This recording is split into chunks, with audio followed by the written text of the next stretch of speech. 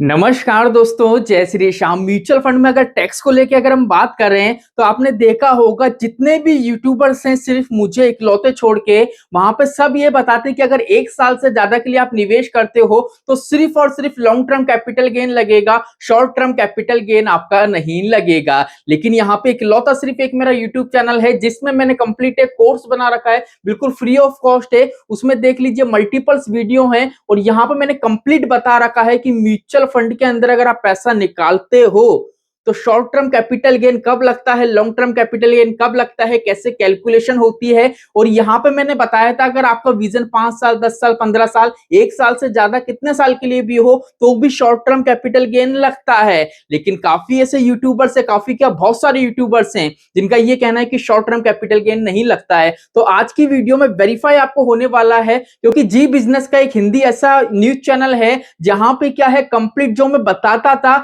वही जानकारी इन्हें एक आर्टिकल के माध्यम से दी है, जिससे आपको यह पता पड़ेगा कि भैया मेरे द्वारा जो जानकारी आपको दी जाती है वो कितनी जेन्युइन तरीके से दी जाती है। क्योंकि यहाँ पे मैंने हर वीडियो में आपको एक चीज बोला था, स्पेशली मेरी जो टैक्स वाली वीडियो है, ये मेरा मेन चैनल है ग्रो बिजनेस फाइनेंस हब, इसकी लिंक मैं डिस्क्रिप्शन में दे दूंगा। मैंने म्यूचुअल फंड को लेकर हमेशा एक चीज बोली थी कि म्यूचुअल फंड में जब भी आप पैसा विड्रॉ करते हो तो इस चीज का विशेष ध्यान रखना कि म्यूचुअल फंड में जो पैसा विड्रॉ होता है वो फीफो मैटर से होता है। लेकिन इस मैटर की कोई भी यूट्यूबर बात नहीं करता है। क्यों नहीं करता है? क्योंकि एक्चुअल में क्या है, यूट्यूब पे चलता है कॉपी पेस्ट। काफी कम ऐसे यूट्यूबर हैं जो रजिस्टर्ड हैं और उनको एक्चुअल में क्या है यहाँ पे नॉलेज ही नहीं है। तो यहाँ पे देख लीजिए म्यूचुअल फंड से हम जितना ही पैसा निकालते हैं फीफो मैटर से निकलता है। अब सर फीफो मैटर क्या होता है? फीफो मैटर ये बोलता है फर्स्ट इन फर्स्ट आउट। पहले आपने जो पैसा जमा कराया है, ठीक है, जैसे फॉर एग्जांपल आपने 1 लाख रुपए जमा कराए, वो 1 लाख पे आपको नेक्स्ट टाइम मान लेते हैं 1000 रुपए का रिटर्न मिला, फिर उसके नेक्स्ट टाइम मान लेते हैं आपको 5000 का रिटर्न मिला। तो म्यूचुअल फंड से जब आप पैसा निकालोगे, मान लीजिए आपने 1 लाख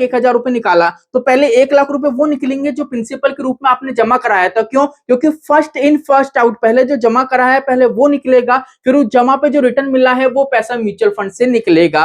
तो ऐसे ही करके क्या होता है, आपने देखा होगा अगर आपका ब्रोकर गिरोह है या कोई भी ब्रोकर है तो वहां पे चेक करना, वहां पे इन्वेस्टमेंट डिटेल में जाओगे तो वहां पे यूनिट्स आपको अलग अलग शो होते हैं। जो आपका डैशबोर्ड होगा, डैशबोर्ड में एक मार्केट का चिन्ह होगा, उस पर जैसे ही आप क्लिक करोगे तो वहां पे शॉर्ट टर्म की यूनिट अलग बताएगा, लॉन्ग टर्म की यूनिट्स अलग बताएगा। क्यों बताता है? क्योंकि म्यूचुअल फंड में जो कैलकुलेशन होती है वो यूनिट बेस पे होती है और यूनिट से ये पता पड़ जाता है कि भैया जैसे मान लीजिए आज 1 जनवरी 2020 को मैंने एसआईपी स्टार्ट करी, मेरा टारगेट है कि भैया 31 दिसंबर 2030 को मैं एसआईपी बंद करूंगा।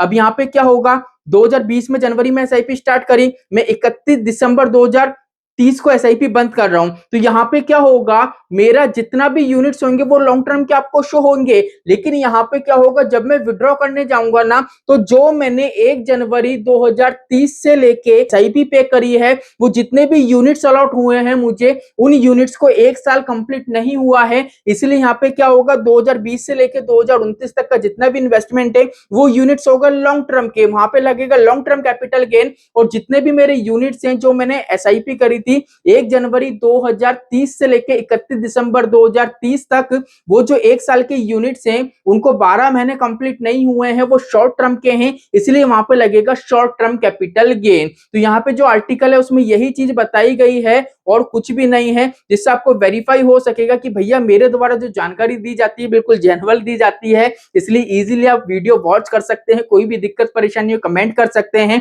पोर्टफोलियो रिव्यू करवाना हो व्हाट्सएप नंबर आपको डिस्क्रिप्शन में मिल जाएगा।